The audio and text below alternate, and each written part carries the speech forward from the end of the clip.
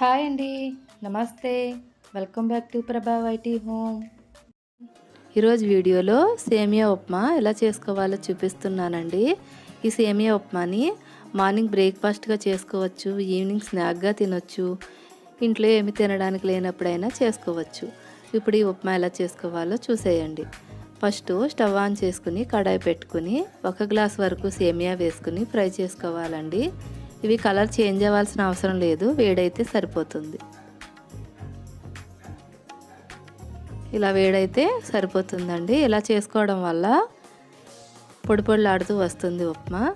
ఇప్పుడు సేమియా వేడైపోయింది, ఒక ప్లేట్లో తీసేసుకోవాలి. ఇవిగోండి ప్లేట్లోకి తీసేసాను. ఇప్పుడు అదే కడాయిలో 2 టేబుల్ స్పూన్స్ వరకు ఆయిల్ వేసుకోవాలి. ఈ ఆయిల్ వేడవ్వాలండి. వేడయింది. ఇప్పుడు ఇందులో 2 స్పూన్ల వరకు పల్లీలు వేసుకుని ఫ్రై చేసుకోవాలి. మీకు కావాలి అనుకుంటే ఇంకా ఎక్కువైనా వేసుకోవచ్చు, వీటి బదులు జీడిపప్పు అయినా వేసుకోవచ్చు. ఇప్పుడు ఇవి కొంచెం ఫ్రై అయిన తర్వాత 1 స్పూను పచ్చిశనగపప్పు, 1 స్పూన్ మినపప్పు, 1/2 స్పూన్ ఆవాలు, 1/2 స్పూన్ జీలకర్ర, ఈ 4 వేసుకుని ఫ్రై చేసుకోవాలి. వీటిని గోల్డెన్ కలర్ వచ్చే వరకు కూడా ఫ్రై చేసుకోండి. ఇవిగోండి ఫ్రై అయిపోయినాయి కదా. ఇప్పుడు ఇందులో అల్లం వేసుకుందాం.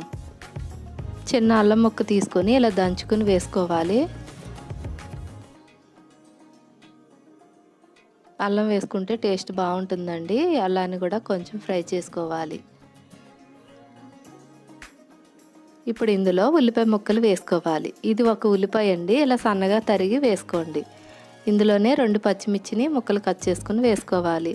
కొంచెం కరివేపాకు, ఇవన్నీ వేసుకున్న తర్వాత మళ్ళీ ఫ్రై చేసుకోవాలి.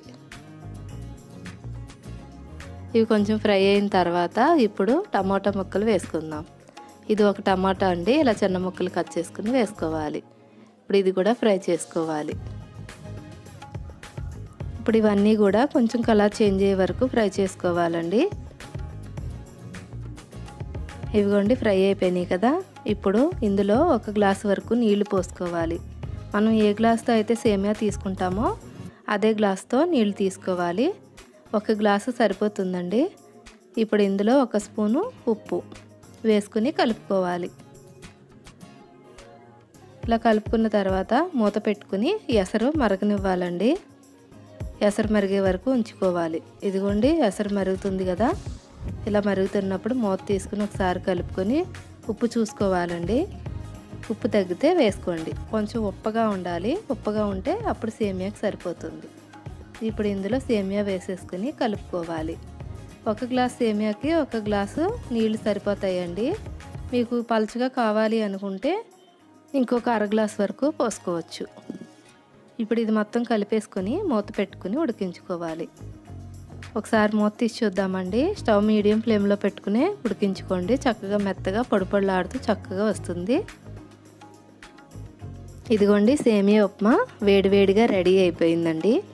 మార్నింగ్ బ్రేక్ఫాస్ట్గా చేసుకోవచ్చు, ఈవినింగ్ స్నాక్గా తినొచ్చండి. చాలా బాగుంటుంది. ఇది ఒక బౌల్లో తీసుకుందాం. చూసారు కదా, నా వీడియో మీకు నచ్చినట్టయితే సబ్స్క్రైబ్ చేసుకోండి. Thank you for watching. Bye అండి.